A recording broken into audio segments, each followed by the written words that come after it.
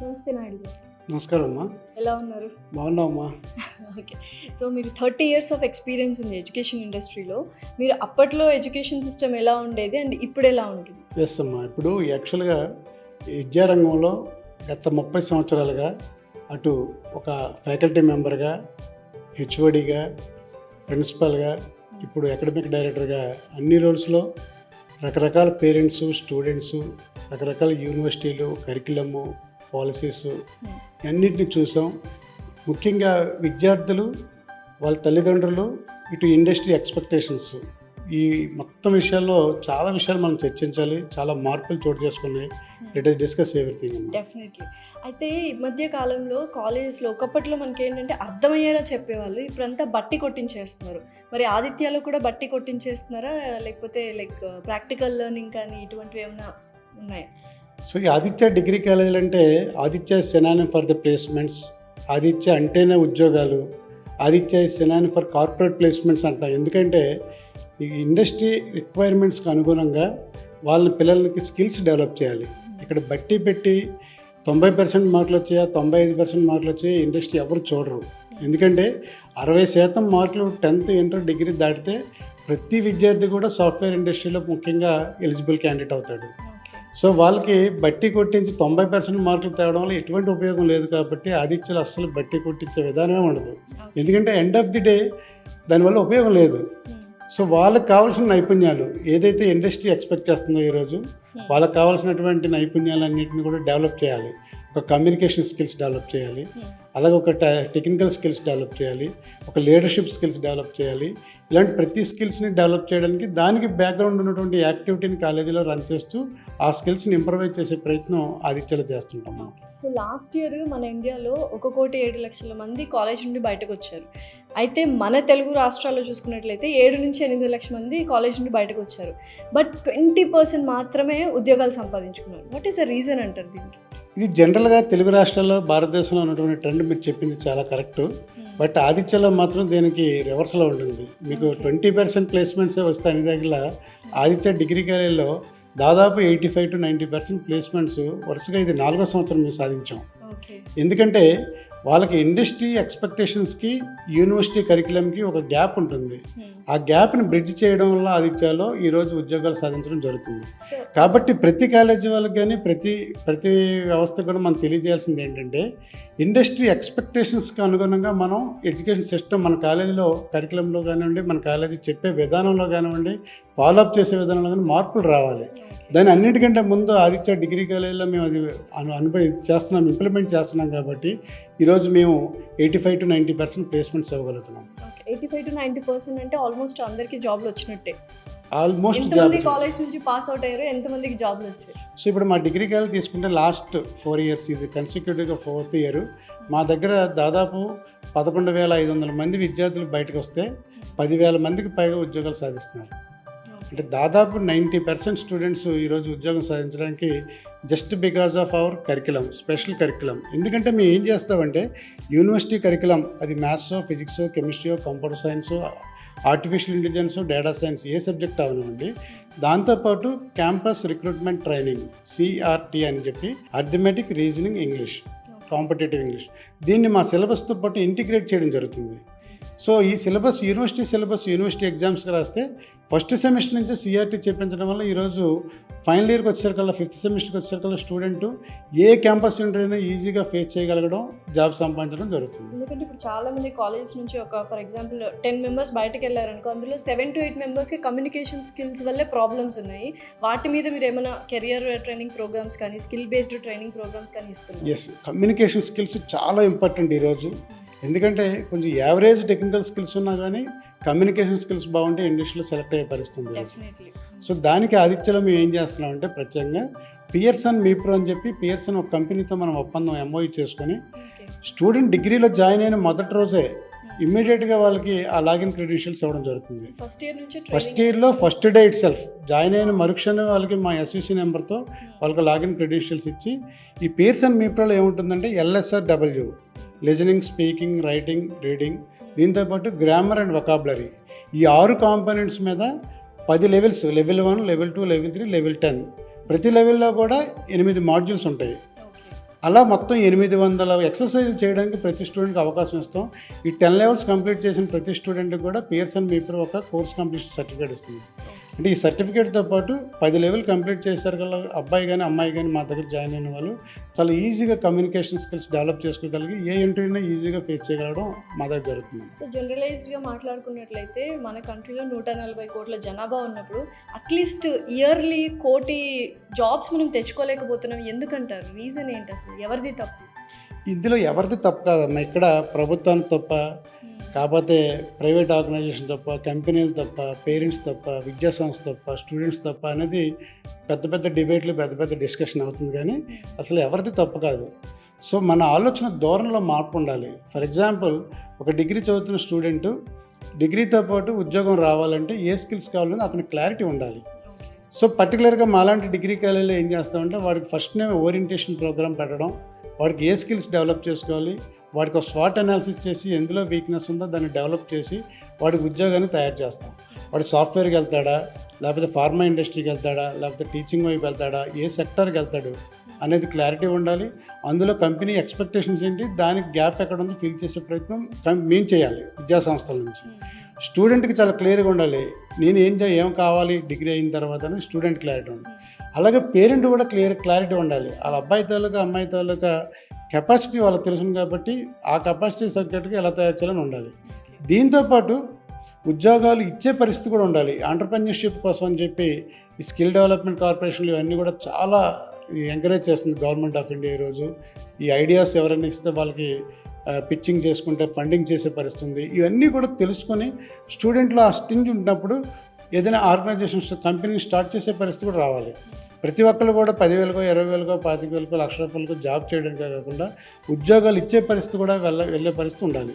So ఓవరాల్గా నేను చెప్పేది ఏంటంటే విద్యా సంస్థల నుంచి మా రోల్ మేము ప్లే చేయాలి. స్టూడెంట్కి అతను ఏం కావాలంటే అతనికి క్లారిటీ ఉండాలి. పేరెంట్కి వాళ్ళ అబ్బాయి స్కిల్ సెట్కి ఏ ఉద్యోగం వస్తుందో అతనికి క్లారిటీ ఉండాలి. అంతేగాని గవర్నమెంట్ మాకు జాబులు తీయలేదండి కాబట్టి పలానా లోపం ఉంది, వ్యవస్థలో లోపం అని చెప్పి అన్నాం కాదు. ఇది ప్రతి ఇండివిజువల్కి పర్సన్కి కూడా అవగాహన ఉండాలని నేను చెప్తాను.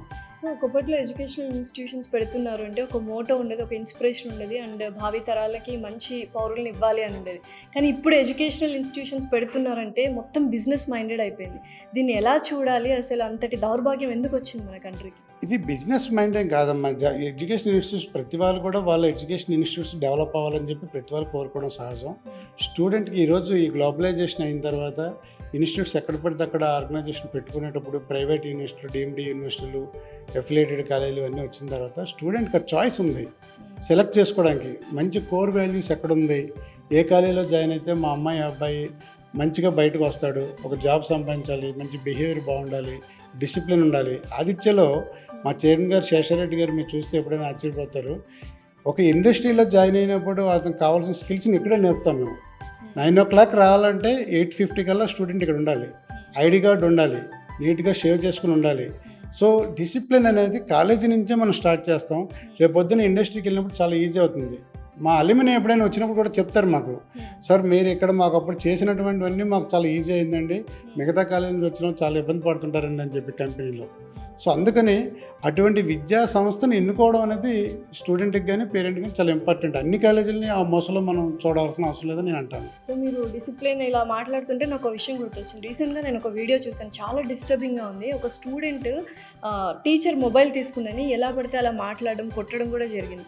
అంటే కాలేజెస్ ఓన్లీ చదువుని మాత్రమే నేర్పిస్తున్నాయి, డిసిప్లిన్, మానవతా విలువల్ని, లైఫ్ లెసన్స్ని, వాల్యూస్ అనేది, మోరల్స్ అనేది ఇవ్వట్లేదు. సో దాని గురించి మీ కామెంట్ ఏంటి అసలు? తప్పనిసరిగా ఈరోజు ఒక్క ఉద్యోగస్తులుగా తయారు చేయడమే కాదు మన ఐడియా. ఎందుకంటే నెక్స్ట్ జనరేషన్ మనం తయారు చేస్తున్నాం. కరెక్ట్. ఎందుకంటే ఒక డాక్టర్ తప్పు చేస్తే ఒక పేషెంట్ చనిపోతాడు, ఒక ఇంజనీర్ తప్పు చేస్తే ఒక బ్రిడ్జో ఒక బిల్డింగో కూలిపోతుంది. కానీ ఒక టీచరు, ఒక విద్యా వ్యవస్థను రన్ చేసిన మేము ఎవరైనా తప్పు చేస్తే మొత్తం ఆ జనరేషన్ పాడైపోతుంది. తప్పనిసరిగా ప్రతి కాలేజీలు కూడా మేము ఏదైతే అనుసరిస్తున్నామో అంటే వాళ్ళకి ethical values, ethics and values ఎలా ఉండాలి, పర్సనాలిటీ డెవలప్మెంట్ క్లాసులు చెప్పించడం, మారల్ స్టోరీస్ చెప్పించడం, వాళ్ళకి కౌన్సిలింగ్ చేయడం చాలా ఇంపార్టెంట్. మీరు రెగ్యులర్గా చాలామంది ట్రైనర్స్, పర్సనాలిటీ డెవలప్మెంట్ ట్రైనర్స్ని తీసుకురావడం, వాళ్ళతో వ్యక్తిత్వ వికాస తరగతులు కండక్ట్ చేయడం, స్టూడెంట్స్లో ఓవరాల్ డెవలప్మెంట్ చేయాలి. ఓన్లీ సబ్జెక్ట్ జాబే కాకుండా ఓవరాల్గా డెవలప్ చేస్తే ఈరోజు బయటికి వెళ్ళిన తర్వాత వాళ్ళు మంచి లైఫ్ని లీడ్ చేయగలుగుతున్నారు మా కాలేజ్ నుంచి.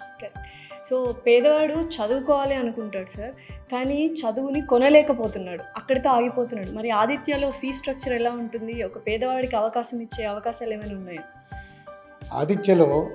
Aditya degree college for example Kakinada తీసుకుంటే న్యాక్ అక్రిడిటేషన్లో A++ వచ్చింది నాకు. అంటే 3.66 అవుట్ ఆఫ్ 4 CGPA వచ్చింది.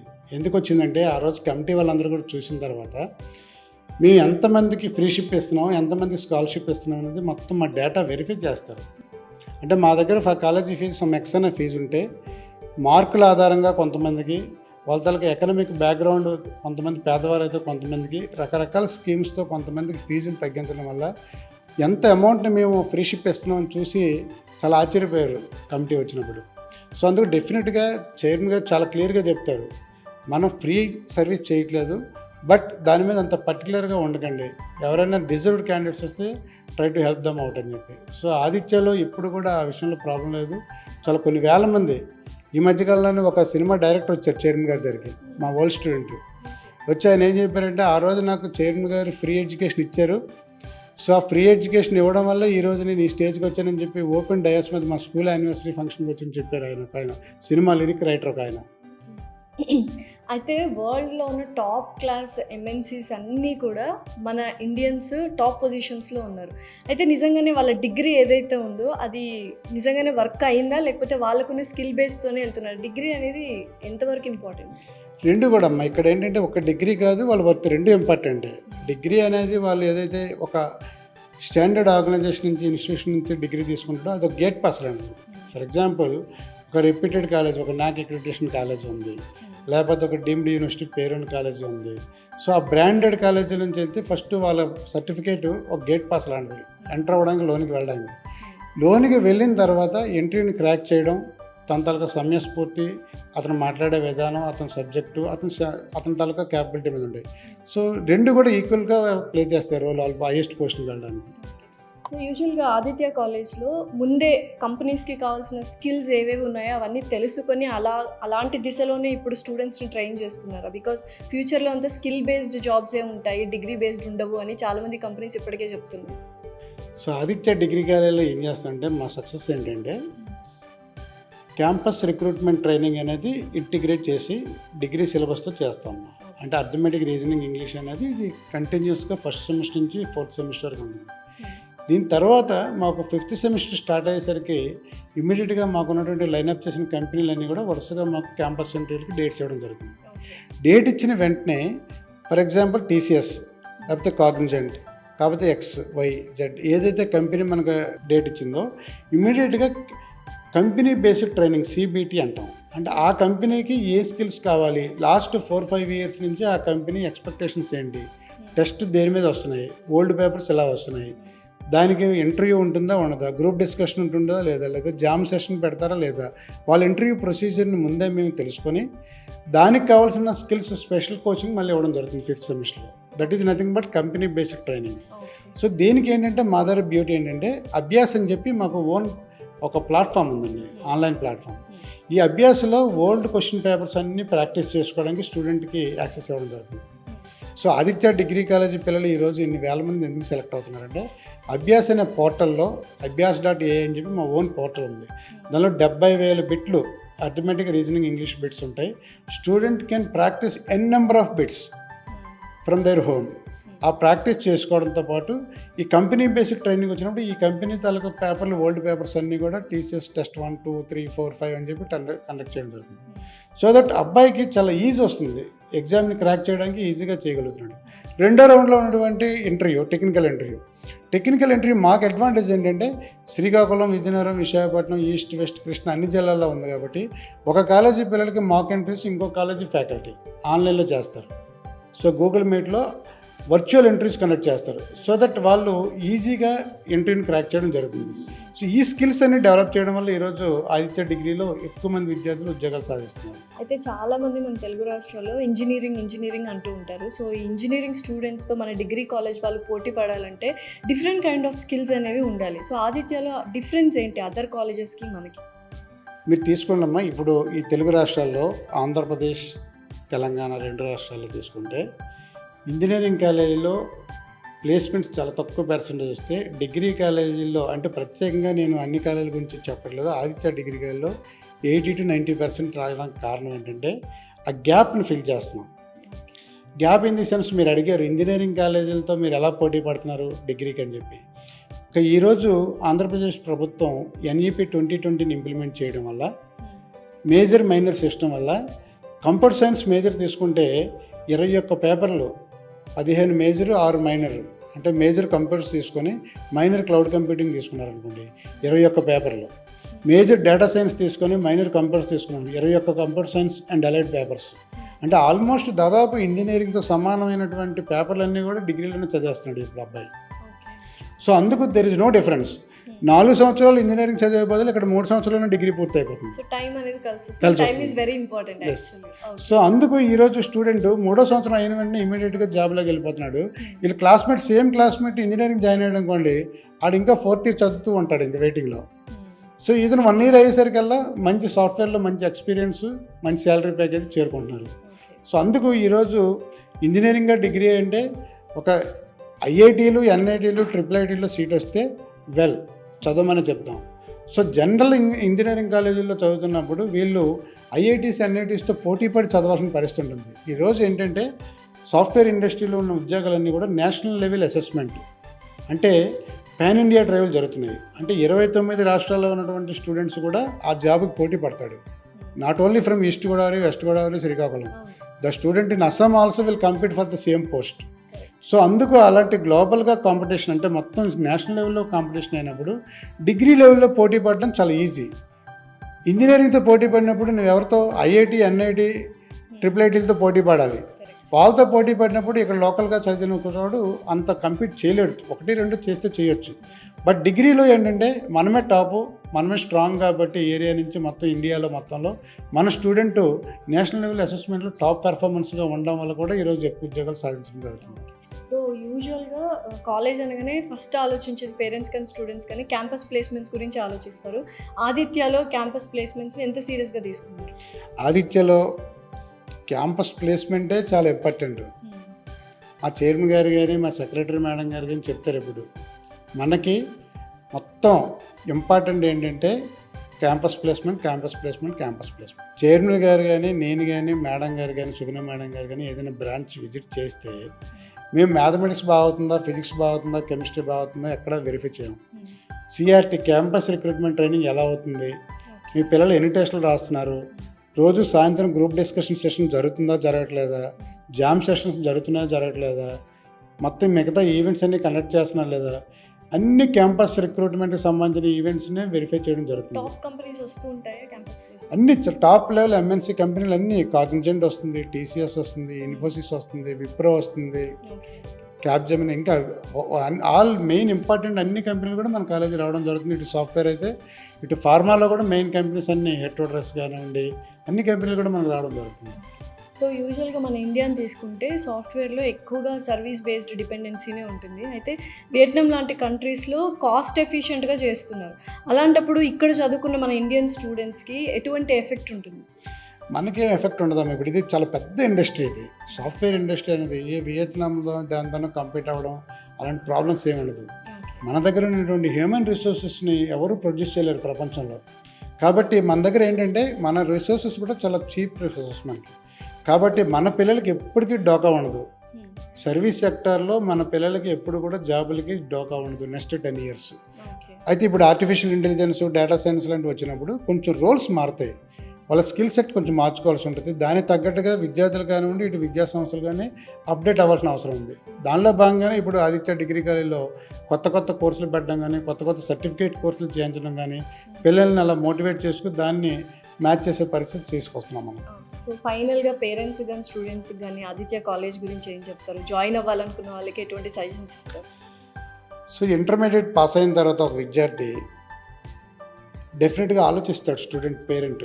ఎందుకంటే మనం ఒక మార్కెట్లోకి వెళ్ళినప్పుడు ఏదో ఒక ప్యాంట్ కొనుక్కోవాలంటే ఎంత ఈ బ్రాండ్ బాగుందా బాగాలేదా, ఇది కాస్ట్ ఎక్కువైనా ఎంత కాస్ట్ పెట్టచ్చా లేదా, కాకపోతే ఇంకో బ్రాండ్కి వెళ్ళొచ్చా, కాకపోతే ఇంత పెట్టచ్చా లేదని ఆలోచిస్తాం. బట్ కెరీర్, వాళ్ళ అమ్మాయి అబ్బాయి యొక్క కెరీర్ ఇక్కడ తీసుకునే నిర్ణయం తప్పు నిర్ణయం తీసుకుంటే next 40-50 years of the entire life ఆ అబ్బాయిది వేస్ట్ అయిపోతుంది. కాబట్టి దాన్ని ఆలోచించుకోవాలి పేరెంట్స్ ఫస్ట్, స్టూడెంట్స్ కూడా. ఎందుకంటే ఒక చేత్తో ఉద్యోగం, ఇంకో చేత్తో డిగ్రీ పట్టా, ఈ రెండు పట్టుకుని వెళ్ళే అవకాశం ఓన్లీ ఆదిత్య డిగ్రీ కాలేజ్ ఈరోజు మీకు కల్పిస్తున్నాం. ఎందుకంటే జాయిన్ అయిన ప్రతి స్టూడెంట్ ఆల్మోస్ట్ జాబ్ సంపాదించడం కాకుండా కొంతమంది విద్యార్థులు మీకు చూస్తే 10 ఉద్యోగాలు 15 ఉద్యోగాలు కూడా సంపాదించిన పిల్లలు కూడా మీకు చూపిస్తాం. అందరం 10-15 చేసిన ఉద్యోగాలు ఈ క్యాంపస్లో మీకు రేపు కల్పిస్తాం మీకు. సూపర్, డెఫినెట్లీ కలుద్దాం. సో ఈరోజు ఏంటంటే ఆదిత్యలో జాయిన్ అయిన విద్యార్థికి ఉద్యోగం ఎత్తుక్కోవడం కాదు, ఏ ఉద్యోగంలో జాయిన్ అవ్వాలని ఆలోచించుకునే పరిస్థితి ఈరోజు ఆదిత్య డిగ్రీ కాలేజ్లో మేము కల్పించగలిగాం. ఇదైతే మంచి అవకాశం, ఎందుకంటే ఇప్పుడు చాలామంది కాలేజ్ అయిపోగానే చాలామంది అన్ఎంప్లాయ్మెంట్తో బాధపడుతున్నారు. సో కాలేజ్ చూస్ చేసుకోవడం అనేది కూడా వెరీ ఇంపార్టెంట్ అంటున్నారు. Thank you so much Naidu. Thank you.